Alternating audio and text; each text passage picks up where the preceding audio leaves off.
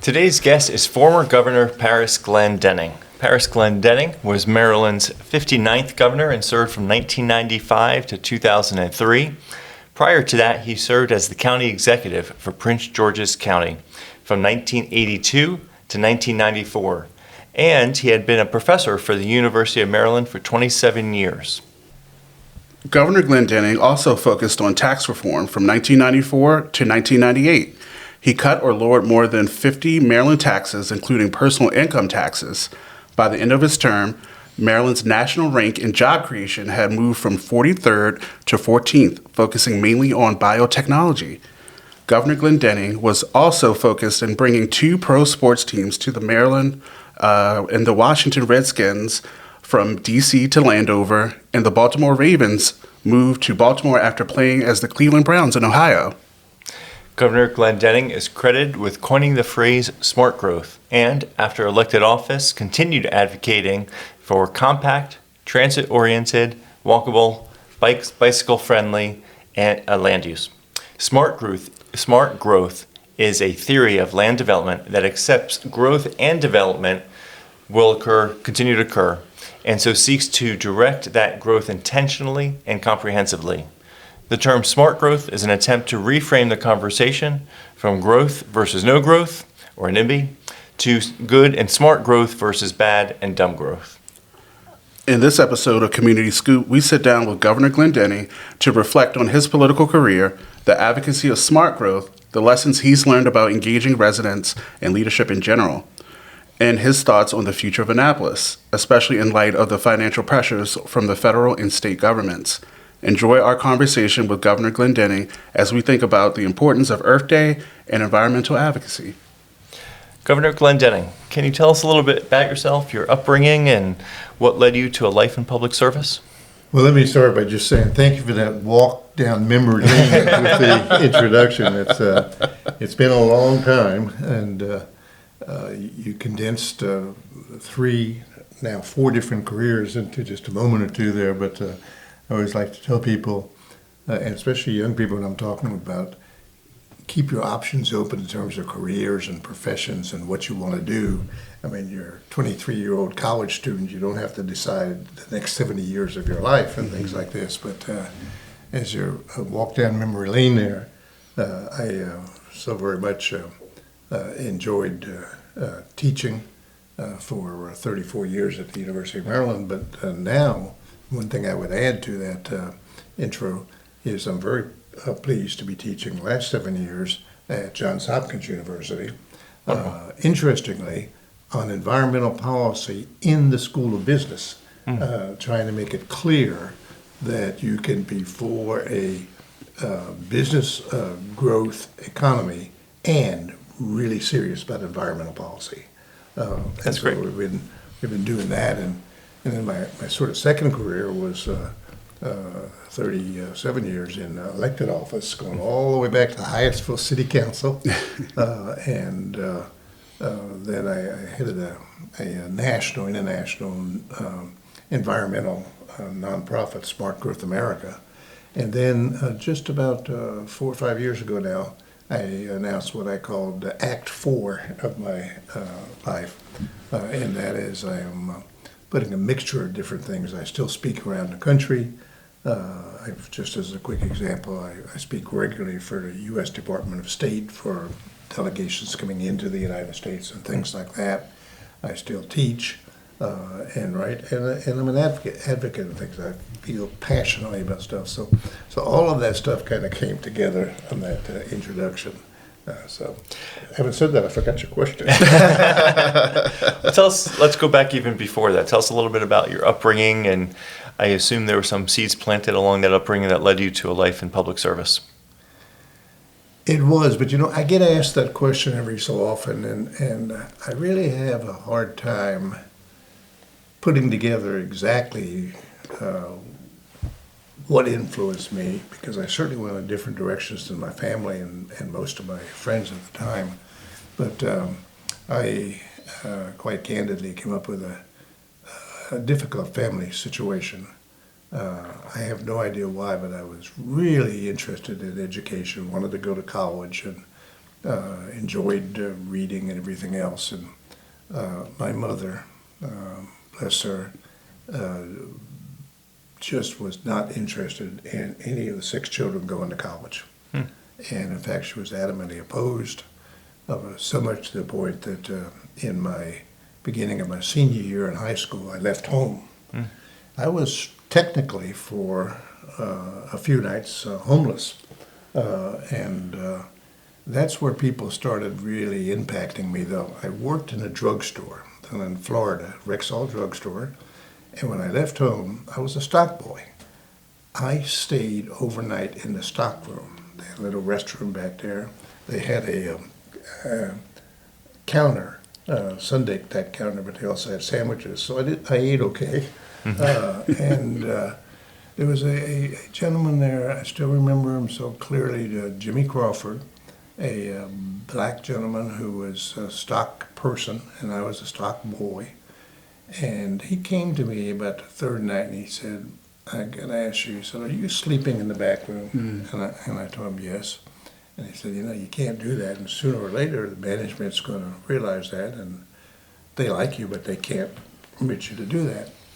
And so I said, okay, but I need until I can find some place. Well, it's hard finding a place when you're 17 years old and have no money. He actually went to the manager, who, again, I still can see him so perfectly, and apparently explained things. And the manager had a gay couple. And you have to remember, this was like 1959, and people were not out at that point. But they offered a spare bedroom to me, and for about a month, I was there, and not far from the drugstore, and not far from where my school was, and things of that type. And then finally, I took in the summer a full-time job and was able to share a rented apartment with someone. But all of that time, I remember, and I just ask all viewers to think it's a different time. I mean, this was Florida, deep south, segregated, certainly no acceptance of the gay community or anything of that type. And here were the people that were reaching out to me and helping were so different than the people.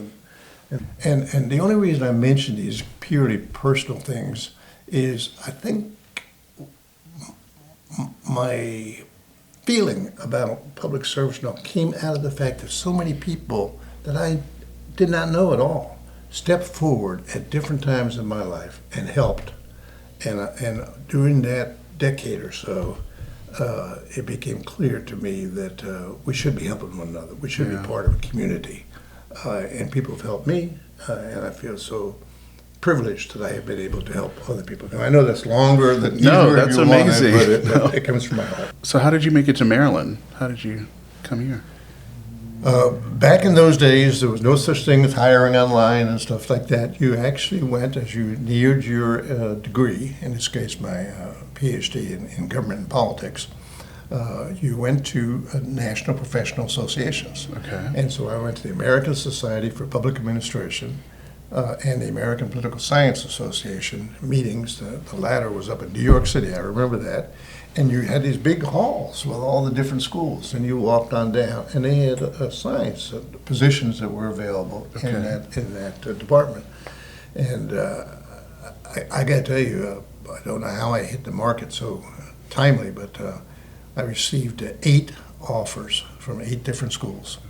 Okay. And in the end, I decided to come to Maryland because you're going to think this is strange. I viewed myself as going back to Maryland. I viewed myself as getting involved in politics and maybe even being governor for reasons I can tell you later if you like. But this was the closest of the several offers. And I figured, well, be going back every so often and all. And I'd come up here, I'd get my tenure, write a couple books, and eventually go back to Florida and get involved in politics. I come up here, I got my tenure, I wrote a couple books, and I got elected to office. I was here my fourth year. I was first elected to office in terms of the Hyattsville City Council. Yeah. Because when I was on the city council in Hyattsville, I really wanted to do something about US 1 in Hyattsville, which was used car lot after used car lot in this beautiful old town, except that the cities basically have no real power. And it was about the county zoning in terms of Prince George's County. And so that's when I decided that I was going to go for the county council. And in fact did so after about a year and a half on the city council. And I served 2 terms there, but it was clear to me the real power was in the county executive. And so I ran for county executive. And I was honored in that it was a curious county for some young, I was single at the time, professor to come in and be running for it. But fortunately I was elected. In fact, the first person state of Maryland to serve as county executive 3 terms. And first person subsequently when I realized if I really want to have an impact, I have to move on to governor. Okay. And that's kind of how it evolved. So you really wanted to solve problems. You really wanted to solve problems. I did. Yeah. I still do. I'm still out there trying to do them. And, so speaking in that same kind of mindset, you were a Democrat who lowered taxes. So how did you get away with that? Well, it's interesting. I think it was mostly about exactly what we were just saying, the times. It was very, very much a political #1 issue, just about every place. Yeah. And the interesting thing was, and I'm trying to be very candid on this, I did lower some taxes, including the big one was the lowering the personal income tax. However, I also, at the same time, in the same 4-year and then 8-year cycle, increased some taxes. And what I did was to lower the taxes when I understood the political realities. People were concerned about the level of the personal income tax. But I increased some taxes when they were focused on a particular need that people understood.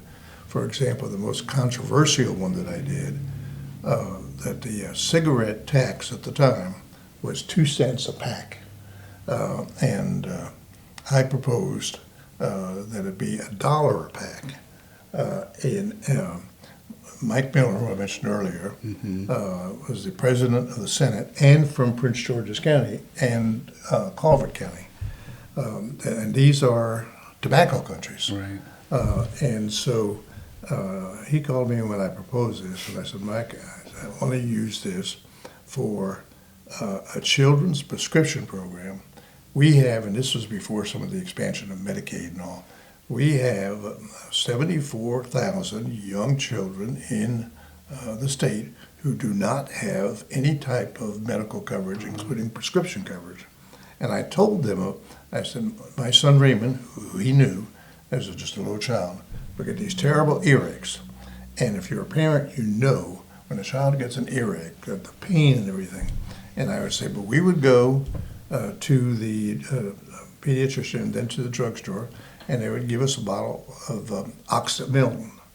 I think I'm pronouncing that correctly. But he would take it for a day and it would be all better. And I would say, but before that, he would cry and all. And I said, we can't have 74,000 children out there in pain just because they don't have. And he said, no, we're not going to do it. So I said, okay. So I believe in fighting for things if you think they're worthwhile. And I told my cabinet and every group that I knew, I said, I want you to go out with one message about the cigarette tax will pay for children's prescription. And we shouldn't be smoking anyway. My father died of a massive heart attack. He smoked a couple packs a day when he was only 50 years old. My mother died of breast cancer, lung cancer, and she was relatively young. And they both smoked. So it was just, one of those things we shouldn't be doing. And so I told every member of the cabinet, I don't care who you are. Please, I said, Dave Mitchell, you're the police chief. I want you with the same message. Children are suffering, and here is the solution, and we need to increase that. And about a month later, still in session, Mike Miller called me and he said, "You don't need $1 a pack. How much do you really need?" And so I told him 38 cents, and that's when the cigarette tax jumped. Now it's gone up considerably higher, Yeah. and is now part of the reason a lot of people don't smoke. Right. And I was also pleased the American Medical Association gave me the national award for the best medical public policy in terms of my anti-smoking, including the tax. But the only reason I go into that longer story is that it was one of these things that, yes, I reduced taxes primarily for political reasons. And yes, I increased taxes because I tried to focus on certain policies. And it sort of balanced out, and I did okay. Oh, that's great. Thank you for sharing that. Yeah. So I personally encountered you after you were governor. I was on the city council at the time, and I attended one of your smart growth conferences in DC. And I just found it so fascinating. With my environmental law background, I'd already been familiar with smart growth and the policies that you had been advocating, but it was a chance to see your courses in person, and I took them to heart. So I personally would like to hear more about how smart growth came to you as a term of art and the policies behind it, and hopefully we can also get your views on what the future looks like for smart growth. Sure. I'd like to say that I was born an environmentalist and moved on from there or whatever, but it wasn't true. What happened was when I mentioned working my way through college, I was up to go into school in Tallahassee, Florida State University, and I had a job at my dad's old machine shop. And every time there was an extended break of 3 days or more, I would drive the 500 miles back and forth and to work. And as I did so, I used to go down what was a major road there now, and anyone in Florida would know this, 441. And on this road, I saw one side was largely developed, and the other side was the beginning of the Everglades. I saw them building out into the Everglades and out in the Everglades, and each time I went back and forth, it seemed like a new subdivision was coming along. A little bit like Forest Drive in Anne Arundel County. I had no background at all in environmental policy, but I knew something was wrong. You can't build out into the Everglades like that without destroying our water supply, our natural habitat, and the absorption for hurricanes. And so when I came to Maryland, I got elected to office and all, and then I started trying to encounter what do we have to do to get investment and revitalization, redevelopment along US 1 through Hyattsville and College Park and Mount Rainier and all of these communities. And the answer actually came to me from a friend in the business community, a developer named Ken Michael. And I asked Ken about this old abandoned but beautiful telephone building in Hyattsville. I said, why don't you take this and redo it as an apartment or a condo or something like that? And he looked at me and he said, you don't understand. He said, revitalization on any of these communities is a 5 to 6 year process. By the time you get zoning change, variances for everything. For example, the county law said, as most counties did, there's got to be a setback from the road. And in fact, for a walkable community, you actually want the buildings up to the sidewalk. And to go through all of these, he said, it's easier. I still remember this statement so clearly. This was 1973. He said, I could go to Bowie and buy a farm and build an entire 500 home subdivision easier than I could renovate that building. And so that started me thinking about the second stage. We got to change the whole system. And then the last part was I got involved in the Bay through the natural way, if I could word it that way. I loved fishing. My son and I and some friends used to go out fishing. We'd go out at Chesapeake, Rod and Reel Club down in Chesapeake Beach, and just wonderful. But all of the old timers there would tell me increasingly what was happening to the Bay. And so I decided we need to make a change. And the phrase that I ended up using is if you want to change what's going on in the water, you have to change what's going on the land. And that was the linkage of environmental policy. So the other portion of it, quite candidly, became that the debate seemed to be, are we for growth or no growth? You use the word NIMBY. Most people know, not in my backyard. Yeah. I tell my class, by the way, the debate has become so intense that now they use the word banana, which is build absolutely nothing anywhere, anytime, or something. I forget it, or anywhere, right? But banana. And most people, when I started talking about, listen, we can't all have 5-acre homes and not expect to have sprawl. Why do we build subdivisions that you can't get anything? Not a job, not a quart of milk. You have to get in your car, drive 2 miles to get 1 quart of milk, and drive back. And I said, that's not the way it's going to be. That's not what goes on in Europe and much of the world. And we'll talk about walkable communities and things like mixed use. You can see them now, and I'm so pleased to see it working so well here in Annapolis, in where I came, Hyattsville. All the car dealerships are gone, and now they have new structures there, all retail on the ground floor, and all residential or office. And also, we're not talking about skyscrapers or anything. We say build to the character of the community. Yeah. And so, for example, on West Street, that's basically a maximum of 3 stories. On US 1, it was a maximum of 8 stories. And so we go through that type of thing. Well, to make those changes, and we got the whole cabinet together, and I said, we're going to do this. We're not going to study it for 10 years. We know what the problem is, so we're going to do it. It actually took, I still remember, it took 13 different pieces of legislation, because you had to amend the transportation code, you had to amend the and agriculture, and you go through each thing.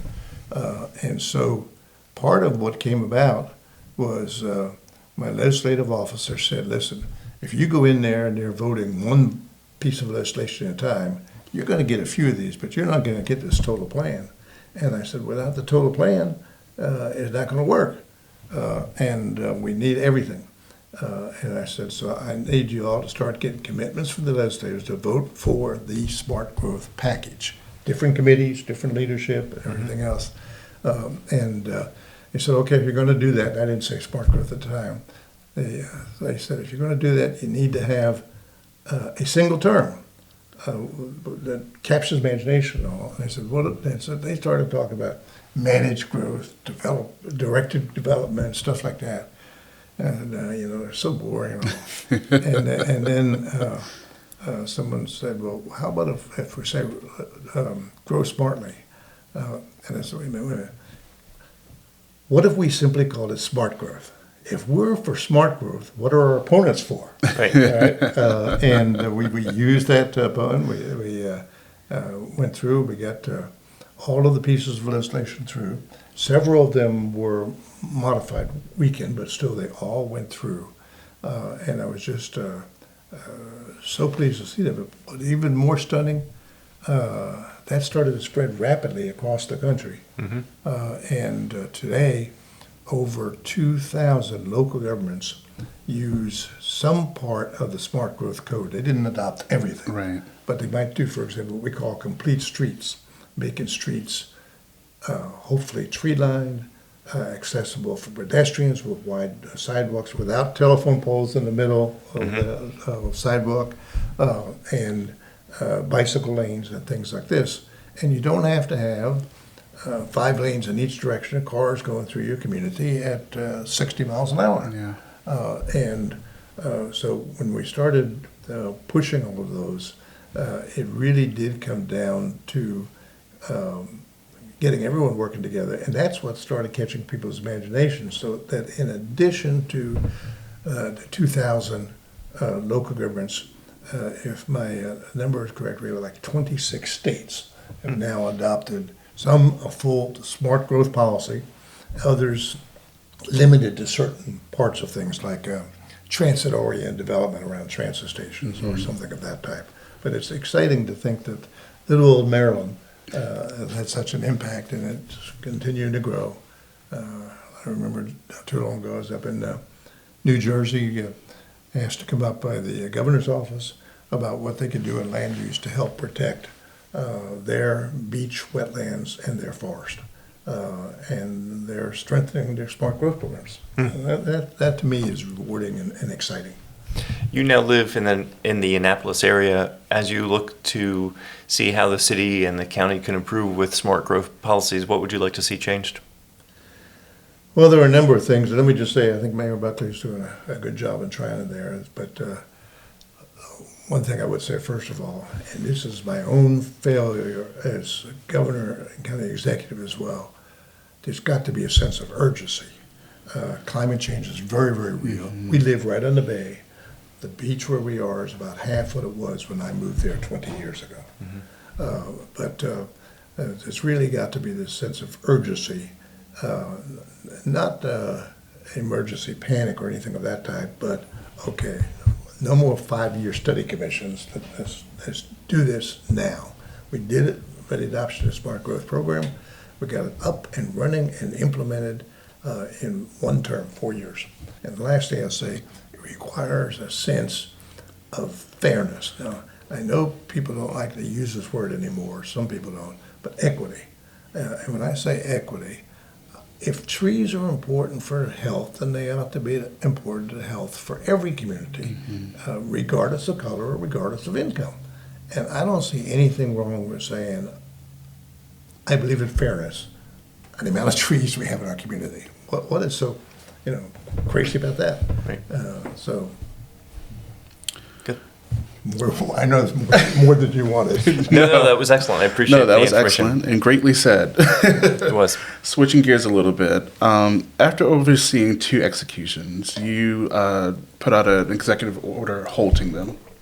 Could you tell us about the evolution and what changed your position? Right. It was interesting times.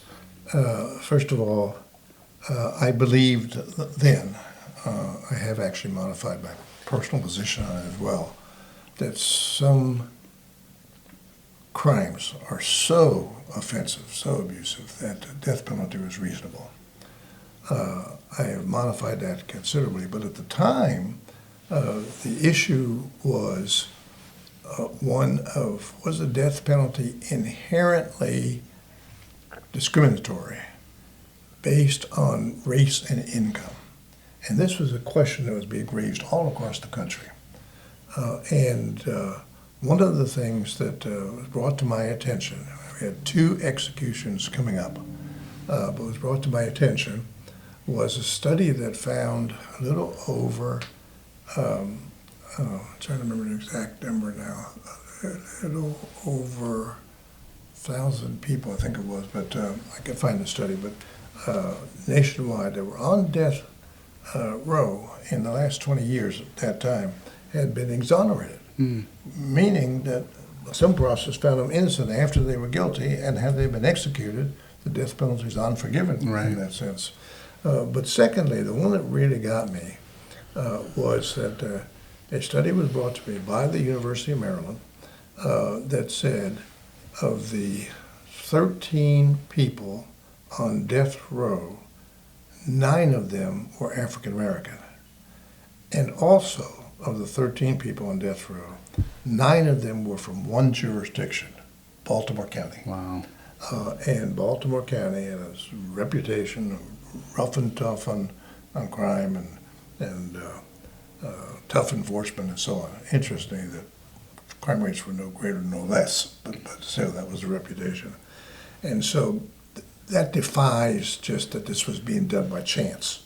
And so my executive order actually just put a delay on the executions until these studies were completed and we could find out what the likely cause was and the solution. If I was wrong and it just perchance happened to fall that way, which I would never believe, but perchance it happened to fall that way, then I understand that. But we put a limitation on them. I was the second governor to do so. The first governor was Governor Ryan in Illinois, who was is a Republican. Oh.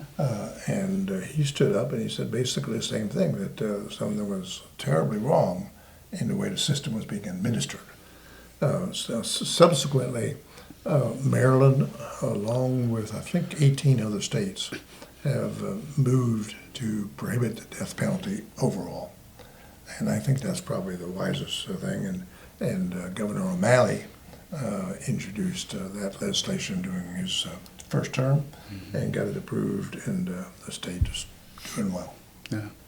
I find the discussion about death penalty fascinating as a lawyer, because as most people talk about death penalty as being, some people just deserve it for the crime that was committed.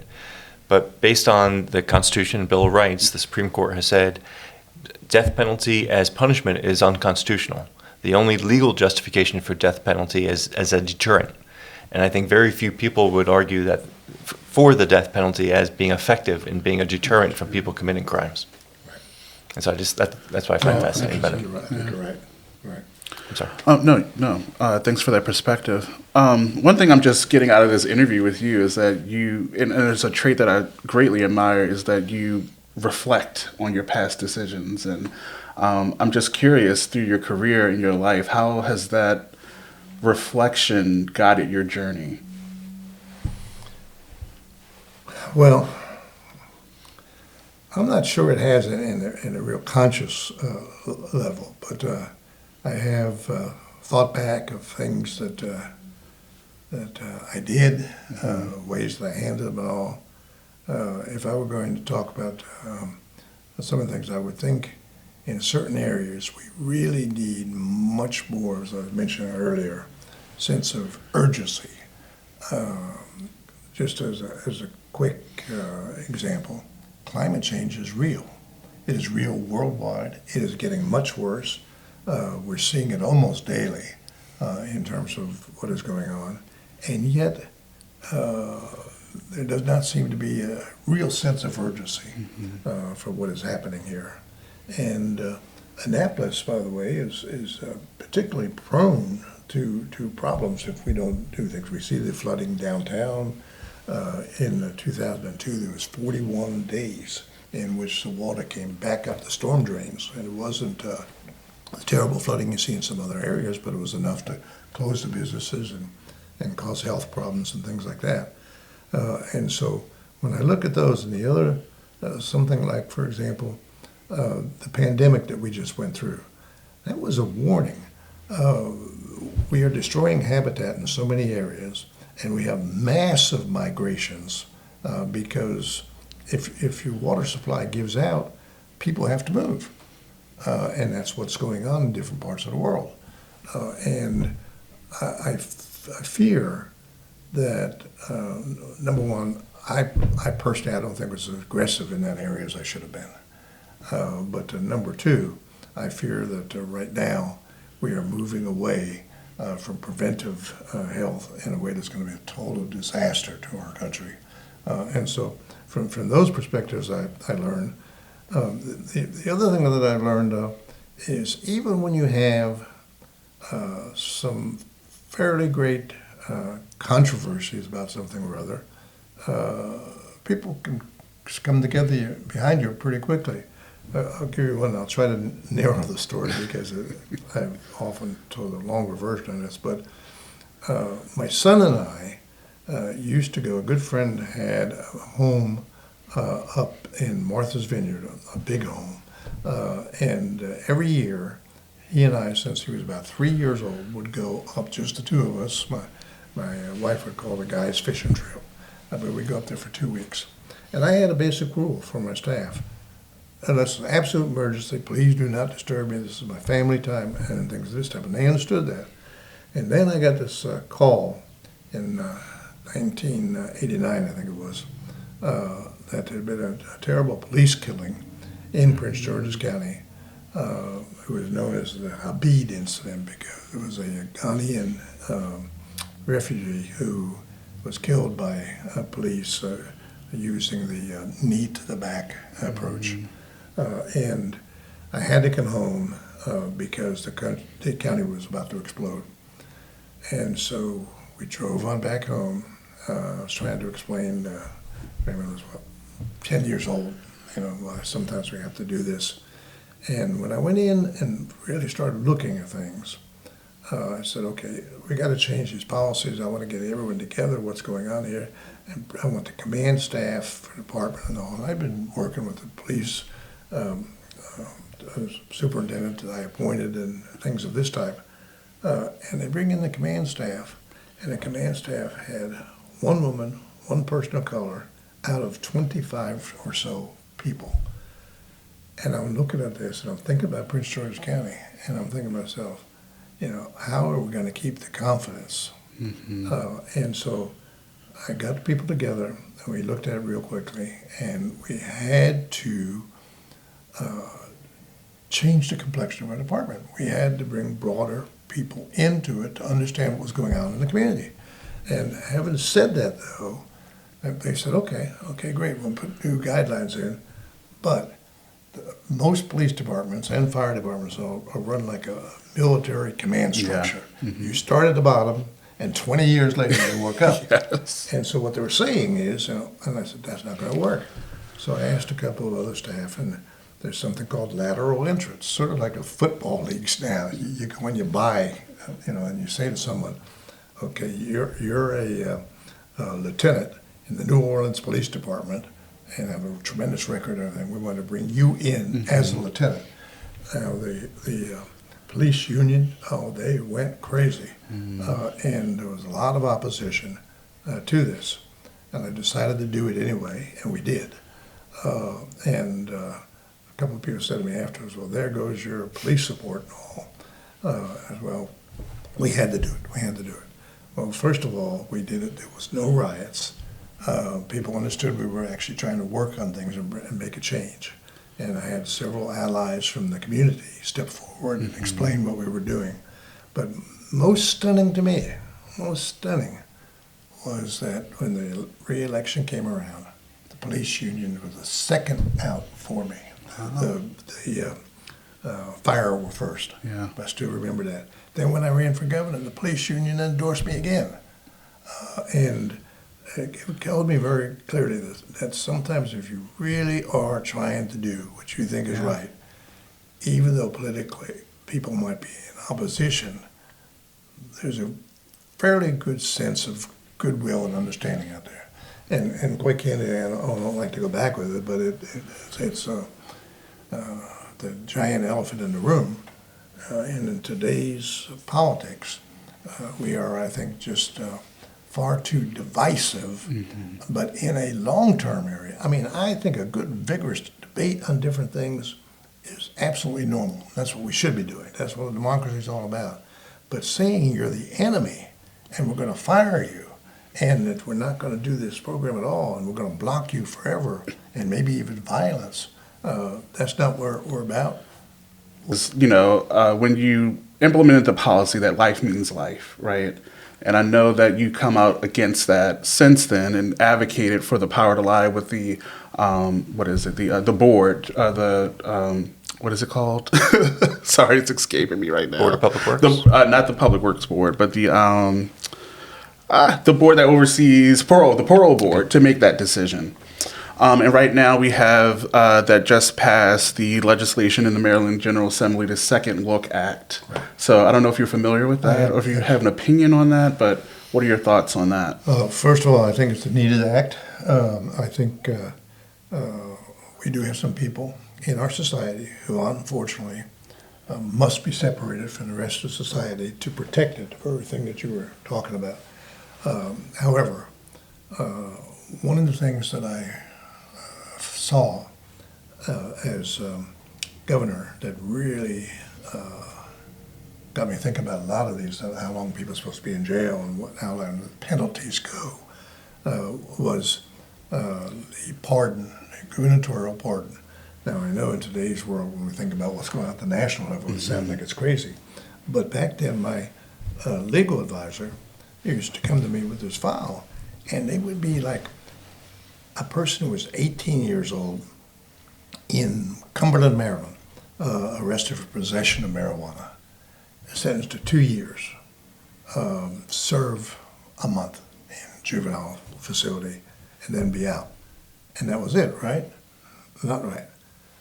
If you have in Maryland, up at that time we've changed a lot of it now, but if you had a conviction record, you could not teach, you could not get a number of professional degrees, like medical degrees, and things of this type. You could not be in child care or senior care and a variety of all these jobs and all. And Lord knows how many people just make, back then it was a silly mistake. Interestingly, nowadays, if it's marijuana we're talking about, because there were hundreds of these cases came to me. It's legal. Right. And so when you think of a 18-year-old, a 20-year-old, 25-year-old that makes a mistake, we've all made mistakes. The good news is we haven't gone to jail for that mistake. Had we have done so and been a convicted felon, our whole life would have been destroyed. And so I started fairly aggressively giving some of these pardons, especially for non-violent felonies. And that subsequently made me think straight on through. And also, by the way, is not a partisan issue. I remember Governor Ehrlich was actually fairly consistent in terms of trying to change some of those provisions as well. And I also think, what good does it do for us to keep a person in detention for 40 years, particularly if it was a crime that is no physical threat to society? And so I think we're making some correct moves on this. Thank you for that. As we get towards the end of the main part of the interview, I'd just like to ask one final question, at least for me. If you could look back at anything that you wish you knew or would have done differently, what piece of advice would you have given to yourself? And at what stage of your life would you wish you had that advice? Well, I think two things. One is I tried to do things deliberately and professionally and so on, but I don't think I got the sense of urgency on some of these issues, either personally or out to the public, that I should have. And I mean, just as a quick example, I was very pleased that after 5 or 6 years, we finally approved the Purple Line in the Montgomery, Prince George's County area. All of the metro lines there run into town, into the center. But if you want to go from Silver Spring over to the University of Maryland, you're not going to ride in town and back out, so you get on your car and go around the Beltway. The Purple Line is still under construction. I was at the groundbreaking. It's still under construction, and it's more than doubled in price. Everyone now absolutely concedes that it's completely necessary. But I don't know why I didn't make much more of it. We're going to do it. We're going to do it now. We're going to get this thing built, and let's go. We got the team. The second thing I'd say is I was so fortunate as both county executive and as governor to have a team of really professional, hardworking, but dedicated public servants. And I think I should have promoted that more in the sense of having people aware of what was happening. That most of those people stayed in public service and are still, many of them are still involved in public service issues. But right now, at a time that we so strongly need the public service in our education system, in our colleges, in our environmental areas, in our health and human service areas and all, that right now is a time that public service is under attack just about every place. And that's just plain wrong. I mean, it might be nice to stand up and say, I'm going to reduce all this and everything else. And then you say, okay, who are going to help with our seniors when their families are gone and they are here struggling? Who is going to educate our children in a way that prepares them for the society that we're moving into and things like that? And excuse me, one of the things I think is good, and Governor Moore has been out front of this, and we have been promoting. I chair the 250 Commission for the anniversary of the American Revolution, but we've been promoting this, and that is to go into our high schools and get some of the younger seniors to do a year internship in a public service. So I've been overseeing some of the parks in the state, and when we have a parks commission is to have people come out and do an internship there as a park ranger, as a park administrator, or as a park maintenance person, whatever you want. And as I told them when we were adopting this program, and I worked with Governor Moore on it as well, I said, I can guarantee you, I said, I know Prince George's County, we got the biggest school system in the state. I can guarantee you there's not one senior in high school sitting there thinking, I would like to be a park ranger. It's just not there. And so if you go in and you say, this is what we're doing, then add on to it something like, if that institution then wants to offer you a job upon graduation, and if you need some additional education, college training, which is probably correct, then we will pay for 2 years of community college in that. That is what's evolving in several states, and I believe it's going to be the policy here as well. And so I think we should be much more building and strengthening our public service instead of trying to destroy it. And I do feel a little bit remiss that I didn't just stop in the middle of some of our things and point to some of the people who actually did the work. Right. I appreciate that reflection and guidance.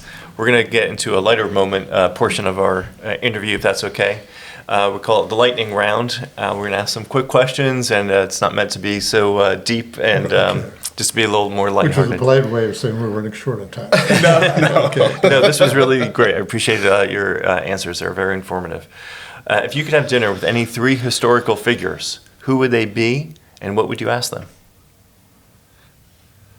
It may be a strange combination, but I actually would love to have dinner with Winston Churchill. And I've read his 6-volume work on, I've read it twice, in fact, on World War II. I would like to understand how he was able to fully mobilize a people that were beaten and close to surrender and have win the war and go on. And it was an art, and I would love to learn that. Second one, this may sound strange because there are people who probably know her name, but it's Jane Jacobs. Jane Jacobs was an urban planner in New York who was the first person to stand up to Morse and the New York, New Jersey Turnpike Authority, where they're building all these roads right through New York City and through the most sensitive places. And there was a huge battle went on, and when it was over, she won. And I would really like to know how she mobilized the community that way. It's so exciting. We've had these battles right here, and in fact, I mean, we were supposed to have a light rail that went from here to Baltimore, and instead we have Interstate 97, which is a massive parking lot most of the time. And they were going to run the interstate right through Little Italy and Fells Point areas of Baltimore. And so I would do her. And then I think it would be Martin Luther King. And the reason I say that is everything, which is 200 years of history and all, and he stood up and said, famously, I had a dream and, this sort of stuff. But he saw a different future and he went to implement it. And our country is still struggling with these issues, but he did it. And so all of those, if I had 1% of the inspiration of each one of those people, I'd go out and change the entire world tomorrow. Right, that's great. Those are good. Who inspired you to serve your community? I'm sorry? Who inspired you to serve your community?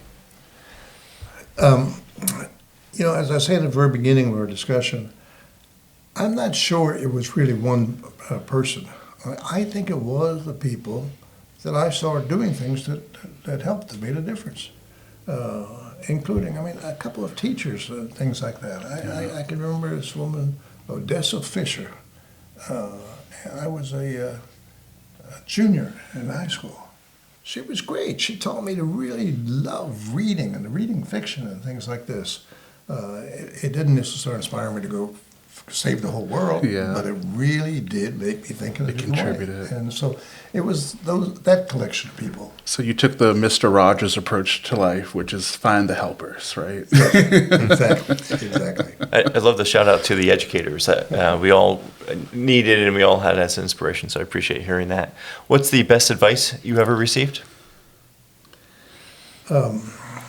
Interesting, because I use them a lot. I toss them into different quotes and discussions, especially with young people. I just, for example, gave a virtual presentation to a group at the University of Maryland. It was called From Classroom to Career, and it's actually a course.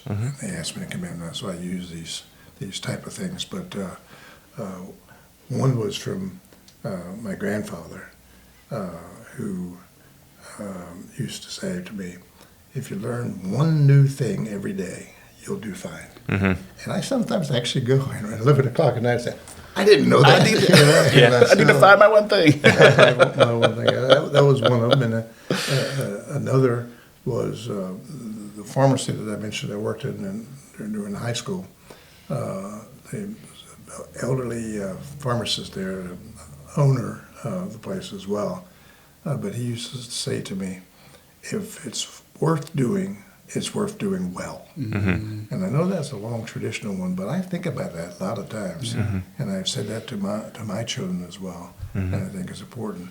And the last one, maybe a strange source, but it really reflects again a lot of what's going on in the world, and that is Republican Secretary of Defense Donald Rumsfeld, who made, and they laughed at him at the time, but he was absolutely right. He says, we don't know what we don't know. And in terms of making decisions, we really ought to keep in mind, we don't know everything. And we don't know what we don't know. That's the biggest problem. Absolutely. And so those three guiding lights, at least they're straightforward and simple. I appreciate that. What's your go-to comfort food? My comfort food, and I know it's a family broadcast, so I have to be careful how I word it. But, on a regular basis, after a long day or whatever, and I will generally, finish up work, whatever I'm doing, about 6 or 7, and then we build a little gym in our home, and I go do a workout. But then 8 or 9 o'clock, I'm ready for my comfort food, and my comfort food is normally a nice glass of Cabernet wine and a slowly eaten meal, which is normally a salad with some protein on it. But most importantly, if I'm into what I'm reading or what I'm watching or whatever, I might even have a second, and I don't even know to have a third. But yes, quite candidly, I do enjoy having a slow, and I also enjoy with friends. My son and I will go out to a little place right down here. It's on the clock tower. What it was again? Grapes? Pardon? Grapes? Grapes, right? Exactly. The grapes restaurant. We go there, get some oysters and a glass of wine. Just sit and talk.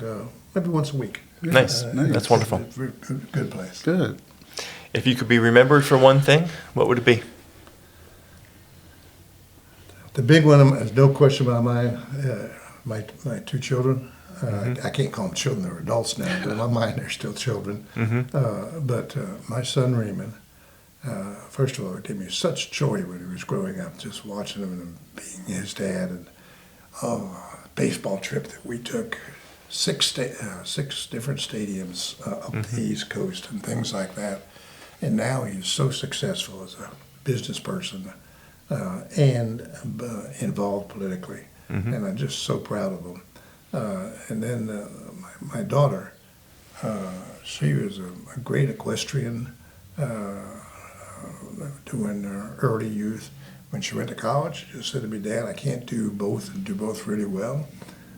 She graduated with honors at the University of Maryland in a marine biology program, and she is now at the College of Charleston very limited, one of the best in the country, program on marine microbiology, and she is gearing it to fighting in the area of not only protecting our environment, but specifically climate change. And I just think, the things she's already done. She's got 5 articles published. I didn't have my first article published until a year after getting my PhD.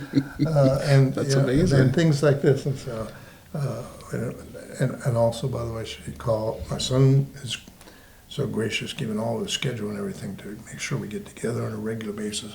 She calls my wife and I, Bree, our daughter, calls my wife and I probably 2 times a day, FaceTime. And it's such a feeling for me. That's wonderful. Now obviously in public policy, if there's anything, it's about smart growth, and it's about how it's been adopted across the country. And I hope that it gets a big spur of energy in terms of more aggressive implementation. And a long time into the future, someone will look back and say, our planet is better because we got it. That's wonderful. With a sense of urgency to make it happen. That's right. Yeah. Governor, thank you so much. Appreciate your time. It was really a pleasure to hear your stories and have you as our guest today. We really enjoyed speaking with you. Is there any final word you'd like to share with our audience? Yes. It's a request for everyone, to the extent possible, to be involved. These are not times that we can stand by the sideline, but it is to be involved and make a difference. And the difference may be no more than planting a couple trees in the neighborhood or helping one young person do something. If I may, because I want to quote properly, but anticipating something like this comes up fairly regularly.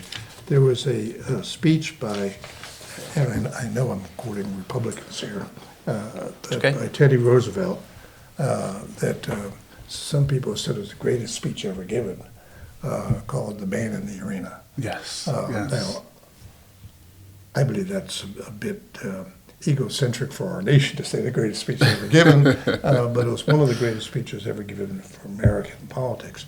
And one of the key lines, in my writing, in my speaking, I often take classical writing, like the first and last paragraph, for example, of Charles Dickens' Tale of Two Cities, to frame what's going on. And this was the line that most people point to, if I could actually read it because of that. Please do. It says, he said, "It is not the critic who counts, not the man who points out how the strong man stumbles or where the doer of deeds could have done better. The credit belongs to the man who is actually in the arena, whose face is marred by dust and sweat and blood, who strives valiantly, who errs, who comes up short again and again, because there is no effort without error and shortcoming, but who does actually strive to do the deeds, who knows great enthusiasms, great devotions, who spends himself in a worthy cause, who at the best knows in the end the triumph of high achievement, and who at the worst, if he fails, at least fails while daring greatly, so that his place shall never be with those cold and timid souls who neither know victory nor defeat." Now, that to me, by the way, he obviously, in today's world, would understand clearly it was the person in the arena, men and women, but all that notwithstanding, I really do believe when we hear the rhetoric that's going on there and people saying how wrong something is, okay, step up and let's go. I may agree with you, of course, or not agree, but let's try and work together and get a solution. Right. And that's what he was about, and that's why I ask everyone, please just get involved. That's wonderful. Awesome. Thank you. Yes. Thank you both. Thank you. That was really a pleasure. Okay. Awesome. Thank you. Pleasure. Community Scoop is brought to you by Naptown Scoop, keeping you connected to what's happening to you in your own backyard.